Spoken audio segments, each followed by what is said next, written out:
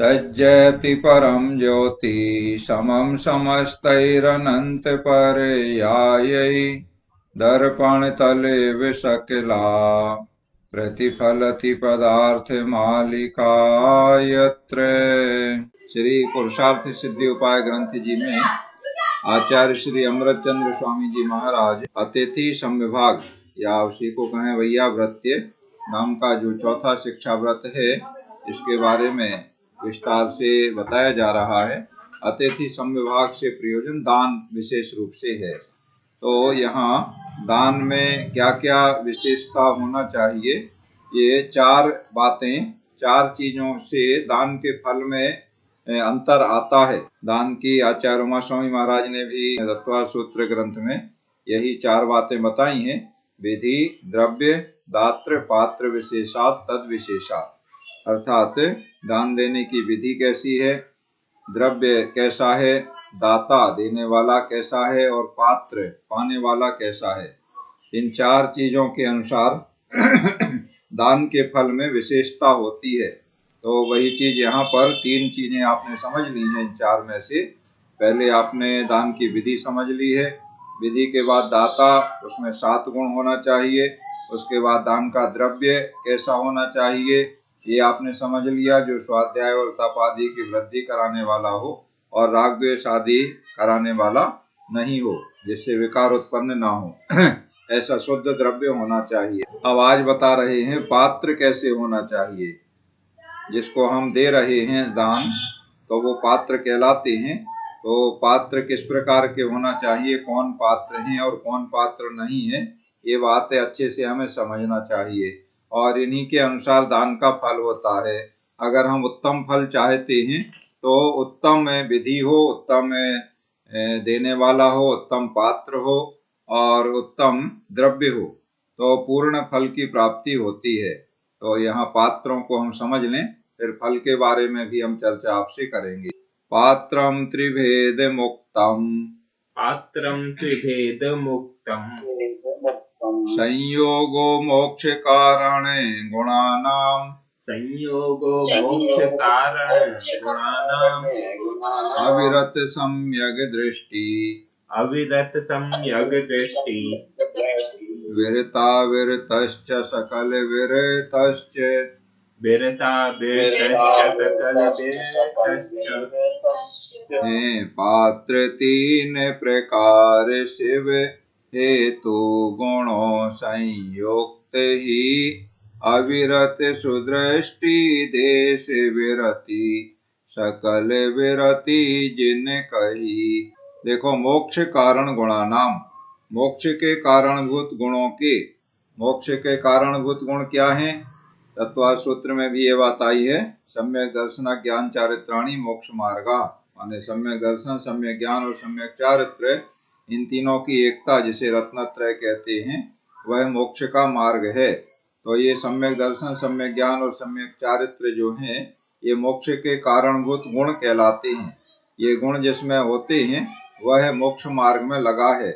तो इस प्रकार मोक्ष कारण गुणानाम, जो मोक्ष के कारण रूप गुण हैं, अर्थात सम्यक दर्शन, सम्यक ज्ञान और सम्यक चारित्र रूप गुण हैं, उनके संयोग वाला पात्र होता है, जिसमें ये सम्यक दर्शन, सम्यक ज्ञान, सम्यक चारित्र, जो मोक्ष के गुण हैं, मोक्ष के कारणभूत गुण हैं, ये जिसमें पाए जाएं या जिसमें ये गुण होते हैं, वह पात्र कहलाता है। और ऐसे पात्र 3 प्रकार के बताए गए हैं। अविरत सम्यक दृष्टि, माने वही व्रत रहित सम्यक दृष्टि जो चौथे गुण स्थान में होते हैं, और विरता विरत माने देश विरति जो 5वें गुण स्थान वाले कहलाते हैं, और सकल विरत माने महाव्रति जो 6वें गुण स्थान में और 6वें से ऊपर के सभी गुण स्थानों में महाव्रति होते हैं। 6वें गुण स्थान से शुरू हो जाता है। ऐसे त्रिभेदम उक्तम माने 3 भेद रूप कहा गया है। जो पात्र मोक्ष के कारणभूत जो गुण हैं, सम्यक दर्शन, सम्यक ज्ञान, सम्यक चारित्र, इनको धारण करने वाले जो हैं वो पात्र कहलाते हैं, और वो 3 प्रकार के हैं। अविरत सम्यक दृष्टि, विरता विरत और सकल विरत, इस तरह 3 भेद पात्र के बताए गए हैं। अब चारों बातों का वर्णन हो गया।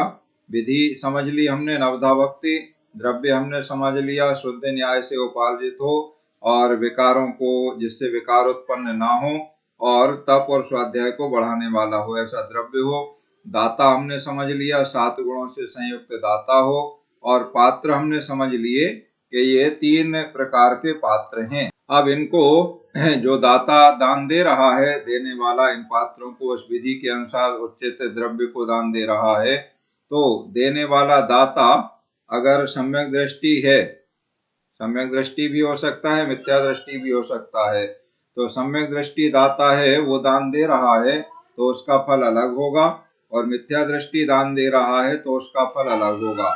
जैसे एक घर में मुनि महाराज आहार करने के लिए आए और बहुत सारे लोग आहार दे रहे हैं, उनमें एक सम्यक दृष्टि आहार दे रहा है, सारी विधि कर रहा है, वही द्रव्य है, वही विधि है, और उसके अंदर भी दाता के गुण हैं, माने जो दाता के गुण बताए गए हैं तो वो गुण भी धारण करता है, सब कुछ है, केवल उसमें मिथ्यात्व का अंश है, मिथ्या दृष्टि है वो, और एक देने वाला सम्यक दृष्टि है, और पाने वाले उत्तम पात्र हैं, विधि द्रव्य सब समान है। तो ऐसी स्थिति में अगर मिथ्या दृष्टि दे रहा है तो फल अलग होगा, सम्यक दृष्टि दे रहा है तो अलग होगा। सम्यक दृष्टि को जो उत्तम पात्र को दान दे रहा है, मुनि को दान दे रहा है, उसके लिए स्वर्ग में जो उच्च पदवी वाले देव हैं, ऐसे रिद्धिधारी देव हैं, विमानवासी देव आदि हैं, वह पद उस दान के फल से प्राप्त होता है। और मिथ्या दृष्टि अगर दान देने वाला है तो उसके लिए भोग भूमि की प्राप्ति होती है। भोग भूमि का वर्णन हम आपको विस्तार से अलग से बता देंगे। भोग भूमि भी उत्तम भोग भूमि, मध्यम भोग भूमि, जघन्य भोग भूमि होती हैं और कुभोग भूमि भी होती हैं। तो मिथ्या दृष्टि को भोग भूमि की प्राप्ति दान के फल से होती है। तो उत्तम पात्र को अगर दे रहा है तो उत्तम भोग भूमि मिलता है उसके लिए, और मध्यम पात्र को दान दे रहा है, देखो देने वाला मिथ्या दृष्टि है, ये ध्यान रखना, तो उसके लिए मध्यम भोग भूमि फलती है, माने मध्यम भोग भूमि में उसका जन्म होगा। और अगर जघन्य पात्र को दे रहा है, देने वाला मिथ्या दृष्टि है, तो उसके लिए जघन्य भोग भूमि की प्राप्ति होती है। और इसके अलावा तो पात्र कोई नहीं होते हैं, लेकिन एक चौथी श्रेणी है जिन्हें कुपात्र कहते हैं। तो कुपात्र को दान देने का फल कुभोग भूमि की प्राप्ति होती है। तो कुपात्र क्या कहलाते हैं? देखो 2 प्रकार के गुण हैं, एक तो इसमें चारित्र है और एक है श्रद्धान। मुख्य रूप से सम्यक दर्शन, सम्यक ज्ञान, सम्यक चारित्र में तो ज्ञान जो होता है वह तो सम्यक दर्शन के साथ में है, अविनाभावी संबंध है, जहाँ सम्यक दर्शन होगा वहाँ सम्यक ज्ञान अवश्य होगा लेकिन सम्यक चारित्र धीरे धीरे क्रमशः वृद्धि को प्राप्त होता है। तो 2 मुख्य गुण है, श्रद्धान होना और माने सम्यक दर्शन होना और चारित्र होना। तो जो सम्यक दृष्टि नहीं है, माने श्रद्धान उसका नहीं है, लेकिन नियम, व्रत, संयम आदि जैसा जैन आचार में कहा गया है, ग्रंथों में आगम में बताया गया है, वैसे ही वह पालन करता है। जैसे अणुव्रत आदि उसने ले लिए लेकिन है मिथ्या दृष्टि। तो इस प्रकार के या वो कोई ने रात्रि भोजन का त्याग कर दिया, अन्य जिस प्रकार के व्रत आदि पालन करते हैं वैसे पालन कर रहा है, तो फिर वह पात्र की श्रेणी में नहीं आएगा। पात्र तो सम्यक दृष्टि ही होता है, मिथ्या दृष्टि पात्र नहीं होता है, तो वो मिथ्या दृष्टि कुपात्र की श्रेणी में आएगा, जो सम्यक दर्शन जिसे नहीं है किंतु चारित्र का पालन कर रहा है। उसका चारित्र भी सम्यक चारित्र नहीं कहलाएगा, लेकिन वो चारित्र और सम्यक दर्शन उसे है या नहीं है, ये उसके अंतरंग की भावों की बात है, परिणामों की बात है। हम पहचान कर सकते नहीं है, बाहर से कुछ लक्षण देख के जानते हैं, लेकिन पूर्णतया सही शुद्ध निर्णय नहीं कर सकते हैं। तो सम्यक दर्शन उसे नहीं है और व्रत, नियम, संयम आदि का वो पालन कर रहा है, तो कुपात्र कहलाएगा, और कुपात्र को दान देने का फल उपभोग भूमि की प्राप्ति होता है। और एक 5वीं श्रेणी और होती है जिसे अपात्र कहते हैं। तो अपात्र वे कहलाते हैं जिनको ना तो सम्यक दर्शन है और ना ही कोई व्रत, नियम, संयम पालन करते हैं। ना सम्यक दर्शन है, मतलब ना ही उनका व्यवहार में आचार विचार जिसे कहना चाहिए, अच्छे आचार विचार सदाचार जिसे लोक में मान्यता दी जाती है, ऐसी आचार विचार भी उनके शुद्ध नहीं है। तो सम्यक दृष्टि भी नहीं है और उनके आचार विचार माने व्रत नियम संयम आदि का पालन भी नहीं करता है। और लोक में जिन्हें बुरे कर्म माना जाता है या बुरे आचरण जिन्हें माना जाता है, ऐसे आचरण करता है तो वह अपात्र कहलाता है। जैसे शराब पीने वाला हुआ या जुआ वगैरह खेलने वाला हुआ, मांस खाने वाला हुआ, इस प्रकार के अपवित्र और असंयम वाले कार्य और निंदे कार्य जो करते हैं और सम्यक दर्शन तो होता ही नहीं है, वे अपात्र कहलाते हैं। तो अपात्र को दान देने का कोई फल नहीं होता है। अपात्र को दान देने से तो नरक आदि की प्राप्ति होती है, माने उल्टे पाप लगता है, धर्म और पुण्य कुछ नहीं होता है। तो यहाँ तक कहा गया है, दान विचार नाम का एक ग्रंथ लिखा है आचार्य सुधर्म सागर महाराज ने। उन्होंने यहाँ तक लिखा है कि अगर किसी के पास धन ज्यादा है और उसे देने का बहुत उत्साह है, तो ऐसे अपात्र को देने से तो अच्छा है कि उसे किसी सूखे कुएं में फेंक आए। उससे क्या होगा कि कुएं में धन को अपने फेंक दिया, सोना चांदी रुपया पैसा, तो उससे धन ही उसका जाएगा, उससे नरक आदि की प्राप्ति तो नहीं होगी। लेकिन अगर अपात्र को दिया है, हमने उसे दिया और उसने जाके शराब पी, हमने उसे दिया और उसने जाकर के मांस खाया, हमने उसे दिया और उसने पाप कार्यों में लगाया, व्यसन आदि में लगाया, तो उससे हमारे धन से उसने ये पाप कार्य किए, इसलिए हमें पाप लगेगा। तो धन भी गया और पाप भी लगा, नरक आदि की प्राप्ति भी हुई। इसलिए ऐसा कहा गया है कि अपात्र को दान देने से तो अच्छा है कि अपने धन आदि अगर ज्यादा है और तुम्हें घटाना ही है तो उसे कहीं फेंक आओ, सूखे कुएं में डाल दो।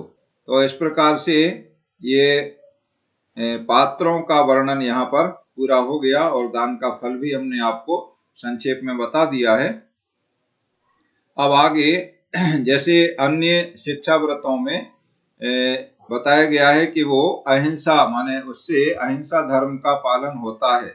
इसी प्रकार से ये चतुर्थ शिक्षा व्रत में भी ये बात बताई जा रही है कि इसको पालन करने से, अतिथि संविभाग करने से अर्थात दान देने से भी हिंसा से बचते हैं और अहिंसा का पालन होता है, हिंसा का त्याग होता है। किस प्रकार होता है इसे आगे के श्लोक में समझेंगे। पहले हम 171 श्लोक दोहरा लेते हैं। पात्रम त्रिभेद मुक्तम संयोगो मोक्ष कारणे गुणानाम अविरत सम्यक दृष्टि विरता विरतश्च सकल विरतश्च। अब आगे बता रहे हैं कि दान देने से हिंसा का त्याग किस प्रकार होता है और अहिंसा धर्म का पालन किस तरह होता है। श्लोक दोहराइए। हिंसाया पर्यायो हिंसाया पर्यायो लोभोत्र निरस्यते यतो दाने लोभोत्र निरस्यते यतो दाने तस्मादतिथि वितरणम् तस्मादतिथि वितरणम् हिंसा व्यपरमणमेवेष्टम् हिंसाद्युपरमणमेवेष्टम् नित्य दान में मिटता समझ यह लोभ हिंसा परिणति अतएव अतिथि दान दाता मान हिंसा त्यागी ही। यथा माने कारण की, अत्र दाने यहाँ दान में, हिंसाया पर्याया माने हिंसा की पर्याय, लोभा माने लोभ का, निरस्यते नाश करने में आता है। देखो जिसने दान दिया तो उतना उसका लोभ कम हुआ, उसके पास द्रव्य था, वस्तु थी, धन था और दान देने में उसने अच्छे कार्य में खर्च किया तो उसका उतना लोभ कम हुआ, तभी तो उसने दिया। अगर लोभ लगा रहता तो वह जोड़ जोड़ के रखता जाता, देता बिल्कुल नहीं। और जो देता नहीं है तो उसकी क्या गति होती है, जो जोड़ जोड़ के रखते जाते हैं सो उनकी गति उसका विनाश या विकृति आना होता है। बिना दान को द्रव्य और बिन मोरी को ताल, कुछ ही दिन में देख लो रावण जैसो हाल। इस तरह से कहा जाता है। मतलब जिसने द्रव्य दान में नहीं दिया, या जिस तालाब में पानी आने का तो है लेकिन निकलने का रास्ता नहीं है, तो वो कुएं का जल भी सड़ जाता है। कुएं में अगर पानी आता जाए और निकले ना, भरता जाए, जहाँ से भी पानी स्रोत से आ रहा है और कोई निकालने वाला ना हो। जैसे कुएं से निकलता जाता है पानी, तो उसमें नया नया पानी आता है तो शुद्ध बना रहता है, और जो पुराने कुएं होते हैं जिनका कोई उपयोग नहीं करता है, तो उनका पानी सड़ जाता है। इसलिए दान देने में हिंसा, दान देने में राग कम होता है। लोभ का राग कम होता है, माने लोभ कम होता है, लोभ का नाश होता है। इसलिए अतिथि वितरणम, माने अतिथि दान को हिंसा विपरमणमेव, हिंसा का त्याग ही इष्टम माने कहा है। जो लोभ का नाश हुआ, तो लोभ क्या है? हिंसा। जो भी विकार परिणमन है, राग द्वेष क्रोध मान माया लोभ, इनमें हिंसा होती है। ये रागादि भाव की उत्पत्ति होना ही हिंसा है। ये पहले आपने परिभाषा हिंसा और अहिंसा की समझ ली है, और इनकी उत्पत्ति ना होना ही अहिंसा है। भाव हिंसा के प्रकरण में ये बात आपने जान ली है। तो यहाँ पर लोभ का नाश होता है दान देने से, इसलिए वह है भाव हिंसा। लोभ कम हुआ माने उतनी भाव हिंसा कम हुई। इस प्रकार से हिंसा का, लोभ का नाश होता है तो हिंसा का त्याग हुआ, उतनी हिंसा कम हुई। इस तरह से अहिंसा धर्म का पालन होता है अतिथि समविभाग करने में, अर्थात दान देने में। श्लोक दोहराते हैं। हिंसाया पर्यायो लोभोत्र निरस्यते यतो दाने तस्मादतिथि वितरणम हिंसा विपरमणमेवेष्टम। इस प्रकार आज आपने श्लोक नंबर 171 में पात्रों के 3 भेद, जो पात्र हैं, सम्यक दृष्टि सम्यक दर्शन से सहित मोक्ष मार्गी हैं, वे पात्र होते हैं। उत्तम पात्र, मध्यम पात्र, जघन्य पात्र जान लिए, और प्रसंग बस हमने आपको पात्र और अपात्र के बारे में बता दिया, और इनको दान देने से क्या फल होता है ये भी हमने आपको बता दिया है। और श्लोक नंबर 172 में इस प्रकरण का उपसंहार करते हुए, समापन करते हुए बताया आचार्य श्री ने कि हिंसा की पर्याय जो लोभ है, दान देने में वह लोभ है दूर होता है, नाश होता है लोभ का। इसलिए अतिथि दान को हिंसा का त्याग कहा है, अर्थात अहिंसा कहा है। हिंसा का त्याग हो रहा माने अहिंसा का पालन हो रहा है। इस प्रकार आज की पढ़ाई यहाँ पूर्ण होती है। अब आप अपने प्रश्न जिज्ञासा आदि का समाधान करते हैं।